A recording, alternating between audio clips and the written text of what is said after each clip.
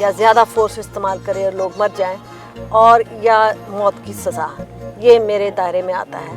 اور پارٹیز جو ہیں وہ بڑے تابع ہو جاتی ہیں یہاں پہ فوج کے اور یا امریکہ کے۔ سیاست کا مقصد تو یہ ہے کہ آپ پاور میں آئیں، میرا پاور میں آنے کا کوئی ارادہ نہیں ہے۔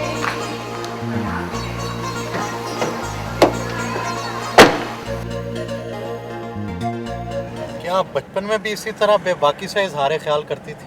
خیر مجھے تو اتنا یاد نہیں ہے، مگر کہنا یہی ہے اسکول والوں کا یا گھر والوں کا۔ اپنے آپ کو بے بس بھی محسوس کرتی ہیں کبھی؟ ظاہر ہے انسان ہر وقت بے بس محسوس کرتا ہے۔ جو آج کل ہمارے ارد گرد ہو رہا ہے دنیا میں، بے بسی کا ہی عالم ہے نا۔ آپ کی بہادری مشہور ہے، لیکن آپ روتی تو ہوں گی۔ کون نہیں روتا؟ اور میرا خیال ہے کہ عورتیں تو زیادہ احساس مند ہوتی ہیں، ضرور روتی ہوں۔ اقوام متحدہ کے حوالے سے آپ کی کیا ذمہ داریاں ہیں؟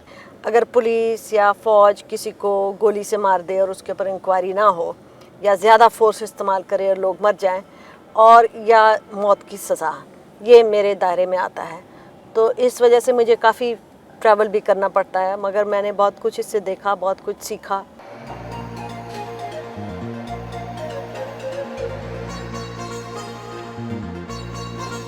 پڑوس میں واقع اپنی والدہ کے گھر ان سے ملنے گئیں۔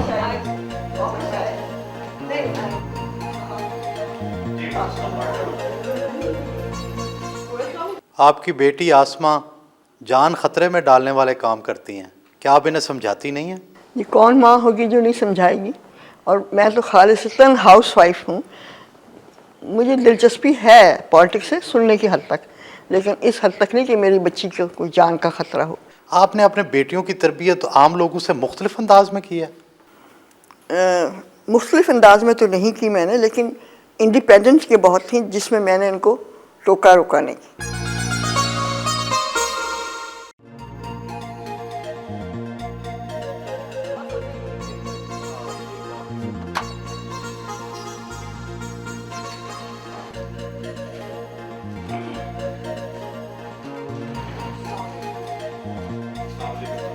گھر واپس آئیں تو ساس اور سسر سے ملاقات کی۔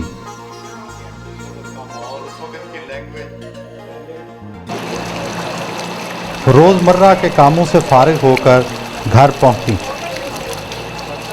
بہت سے پاکستانی مرد آسماں سے ڈرتے ہیں، کیا آپ کا بھی یہی حال ہے؟ جی بالکل۔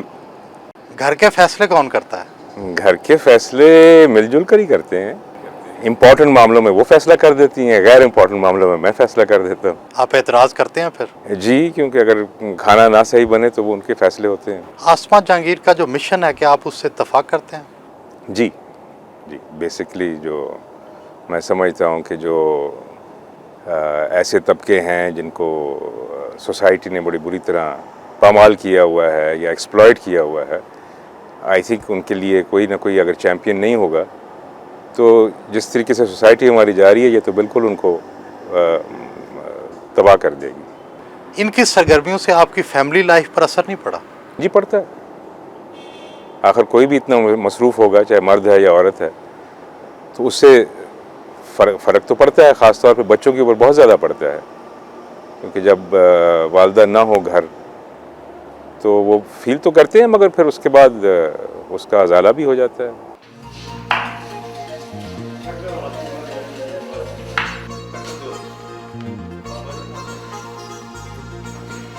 بعض اوقات وہ کوکنگ بھی کرتی ہیں۔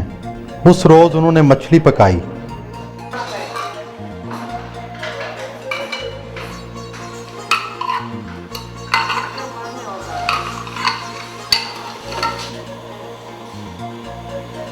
آپ کو پاکستان کے ہر گھر میں میاں بیوی کی لڑائی کا ذمہ دار سمجھا جاتا ہے۔ بھائی اگر سمجھا جاتا ہے تو اس الزام پہ میں کیا کہہ سکتی ہوں، مگر میاں لڑتا ہے بیوی سے تو وہ ہمارے دفتر آتی ہے نا، ہم تو گھر سے جا کے اس کو نہیں لاتے ہیں۔ آپ کا ذریعہ معاش کیا ہے؟ کیا کہیں باہر سے امداد آتی ہے؟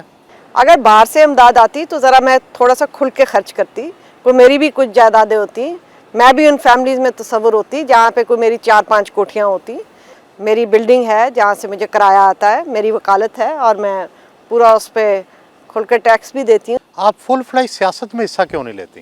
اس لیے کیونکہ میں نے یہ دیکھا ہے کہ یہاں پہ सियासत में हिस्सा लेना जो है वो किसी पार्टी को ज्वाइन करना है, और पार्टीज़ जो हैं वो बड़े ताबे हो जाती हैं यहाँ पे फ़ौज के और या अमेरिका के, और आज़ादाना तौर पे अपने फ़ैसले नहीं कर पाती। उनकी भी इसमें कोई कसूर नहीं, क्योंकि यहाँ पे दबाव बहुत ज़्यादा है। तो इंसान सियासत में तब हिस्सा ले जबकि अपनी इंडिपेंडेंट एक एजेंडा हो, अपनी इंडिपेंडेंट पॉलिसी हो और उसको परसू कर सके। सियासत का मकसद तो ये है कि आप पावर में आएँ। मेरा पावर में आने का कोई इरादा नहीं है। मैं पावर नहीं समझती कि पावर में आने से यहाँ पे तब्दीलियाँ हो सकती हैं। हमने देखे यहाँ पे बड़े बड़े वज़ीर आज़म, बड़े बड़े वज़ीर कहते कुछ थे और कर नहीं पाते थे। इसलिए कम से कम जिस शोबे में मैं हूँ, थोड़े बहुत लोगों के लिए थोड़ा बहुत तो कुछ कर सकते हैं। आपके ज़हन में औरत की आज़ादी का तस्वुर क्या है? क्या इसका मकसद मर्द पर गलबा है? नहीं, बिल्कुल नहीं। मेरा मकसद ये है कि वो अपने फ़ैसले आप कर सके और उसके फ़ैसलों को वही तवज्जो दी जाए जो कि बाकी लोगों के फ़ैसलों पे दी जाती है, और वो ख़ुद अपनी एक सोच रख सके। मर्दों की कौन सी बात सबसे बुरी लगती है? आमरीत, ये कि हर बात जो वो कहते हैं वो सच है। आपकी ज़िंदगी की कौन सी हसरत बाकी है? ज़ाहिर है इंसान की बहुत सारी हसरतें होती हैं, मगर छोटी छोटी हसरतों को लेके इंसान नहीं बात करता। मेरी ये हसरत है कि पाकिस्तान में सही जमहूरियत आए, यहाँ पे सही इंसाफ हो। एक तवील दिन की मसरूफियात के बाद उन्होंने हमें खुदा हाफिज़ कहा।